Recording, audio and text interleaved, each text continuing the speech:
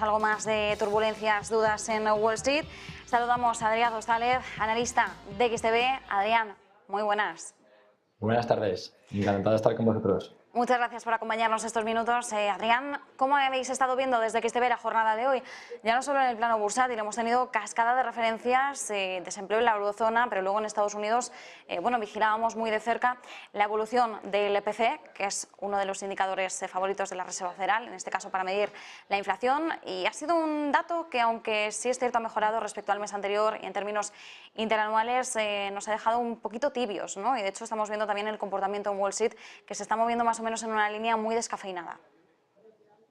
Es cierto, hemos tenido hoy una apertura en Estados Unidos ligeramente bajista, contrarrestando con el ascenso fulgurante que tuvimos ayer en los índices americanos, encabezados por el Nasdaq, que subió más de un 4%, pero aunque el Dow Jones, por ejemplo, no subió tanto, se ha situado ya en máximos de los últimos 7 meses.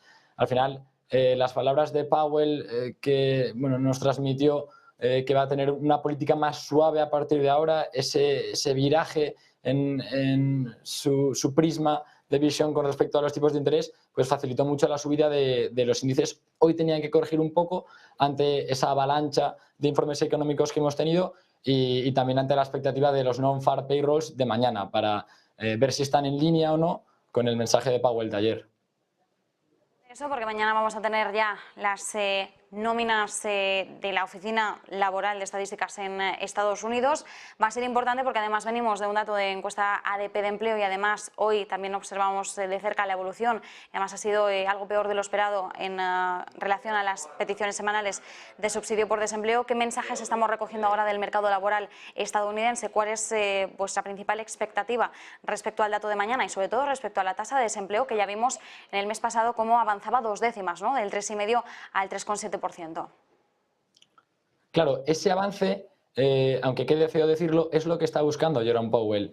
Jerome Powell no le importa que suba un poco la tasa de desempleo si así se frena el consumo y remite un poco el gasto de los ciudadanos. Entonces, nos encontramos en una situación en la que unos positivos datos en cuanto a desempleo mañana serían negativos para el mercado, porque unos positivos datos irían en contra de lo que busca Jerome Powell, ¿no? Y del mensaje que nos transmitió ayer.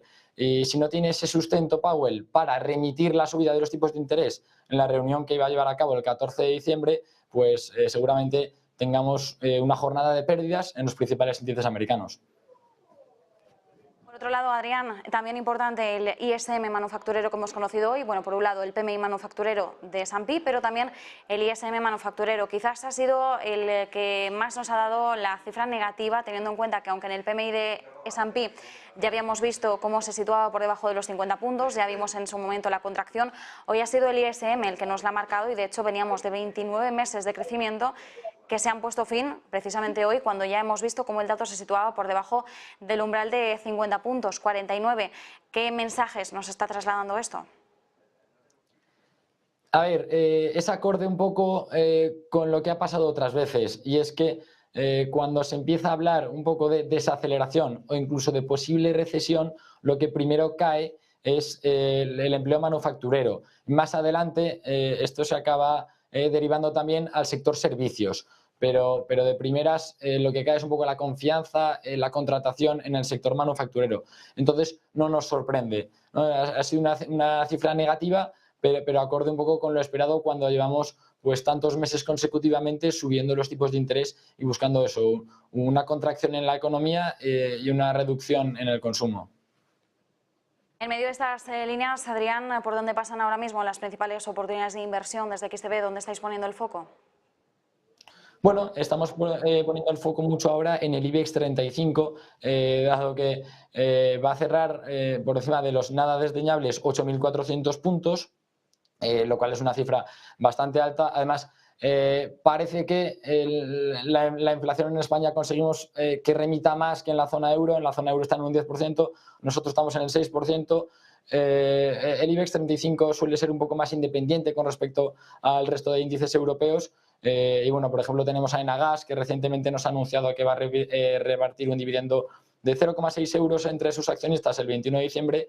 Y bueno, pues cerramos una semana que va a ser en positivo, que la vamos a cerrar mejor que la semana anterior y ya de forma muy holgada por encima de los 8.000 puntos, referencia de la que ya ni se habla. Nos quedamos con esas claves. Adrián Ozález, desde XTB, muchísimas gracias. A vosotros, que vaya bien la tarde. Bueno, por cierto, que nosotros